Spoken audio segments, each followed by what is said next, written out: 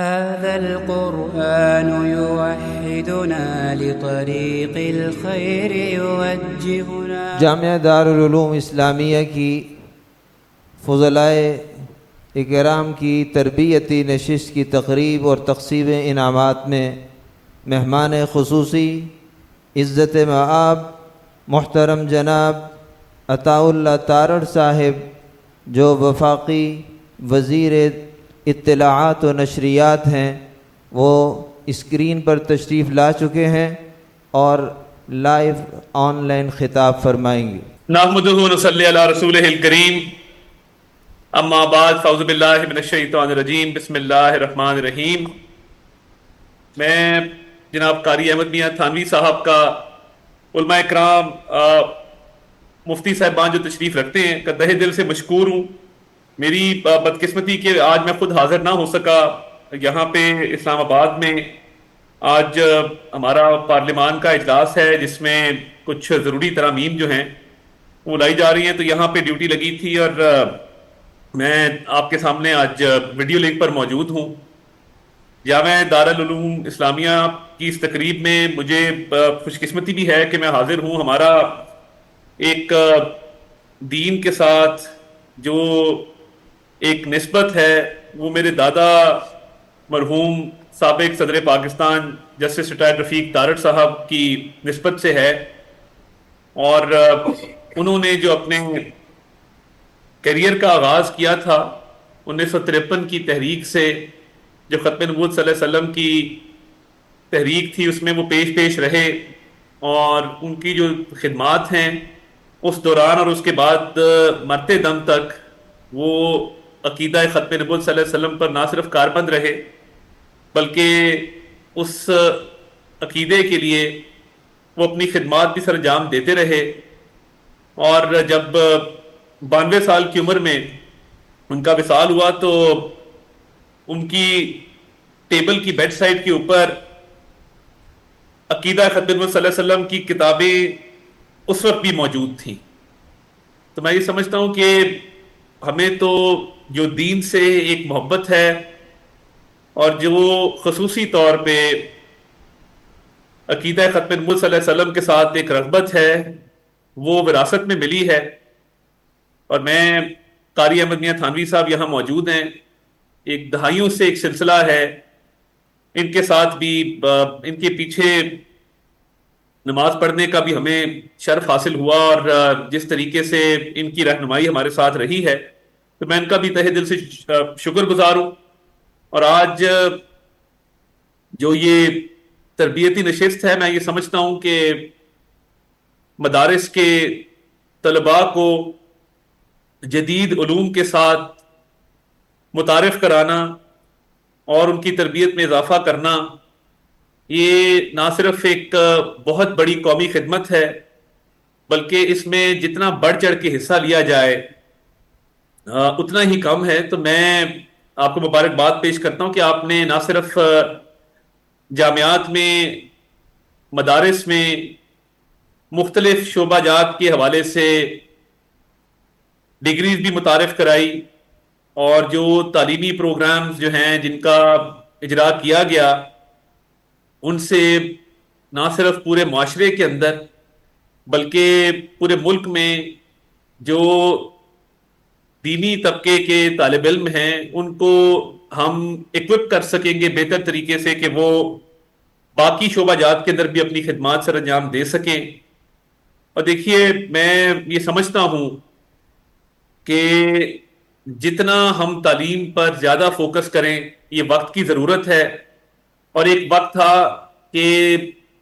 مسلمان دنیا کے سائنسدان، دانشور اور جو ماہرین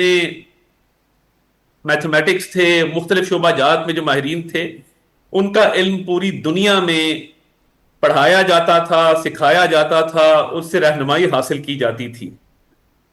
تو ہم اگر اپنے مدارس کے، اپنے جامعات کے طالب علموں کو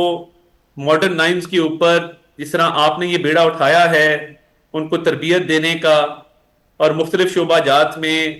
ان کو ڈگری سے جو ہے وہ اکوپ کرنے کا، تو میں سمجھتا ہوں کہ ایک وقت آئے گا انشاءاللہ تعالی کہ آپ ہی کے اداروں میں سے بہت بڑے بڑے دانشور بھی نکلیں گے، بہت بڑے بڑے سائنسدان بھی نکلیں گے، بہت بڑے بڑے وکیل بھی نکلیں گے، انجینئر ڈاکٹر بھی نکلیں گے، اور جتنے زیادہ لوگ جو دین سے رغبت رکھتے ہیں اور جن کو دین سے نسبت ہے،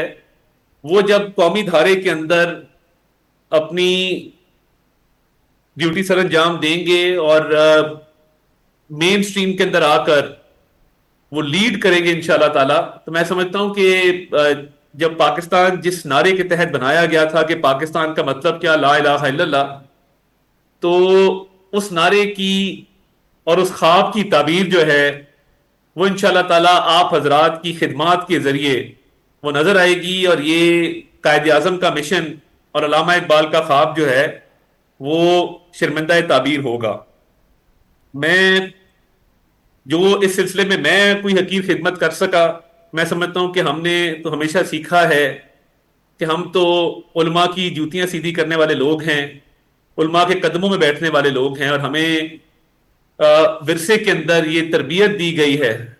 کہ علماء اکرام کی دعاؤں سے یہ ملک قائم و دائم ہے، اور یہ ملک خدا داد پاکستان جس کے لیے میرے دادا نے بھی ساری عمر جو ہے وہ خدمت کی، جہاں دین کی خدمت کی وہاں ساتھ ساتھ نظریہ پاکستان بھی ان کے رچا بسا ہوا تھا۔ تو میں سمجھتا ہوں کہ اس ملک کا 27ویں رمضان کی شب، لیلۃ القدر کی شب مارز وجود میں آنا اس بات کی دلیل ہے کہ انشاءاللہ تعالی اس ملک پاکستان نے تا قیامت قائم رہنا ہے، چمکتا دمکتا رہنا ہے، اور اقوام عالم میں اس نے ایک روشن ستارے کی طرح چمکنا ہے۔ تو اس میں جو حقیر خدمت میں آپ کے ساتھ مل کے کر سکا، میں اس کے لیے حاضر ہوں، اور میں سمجھتا ہوں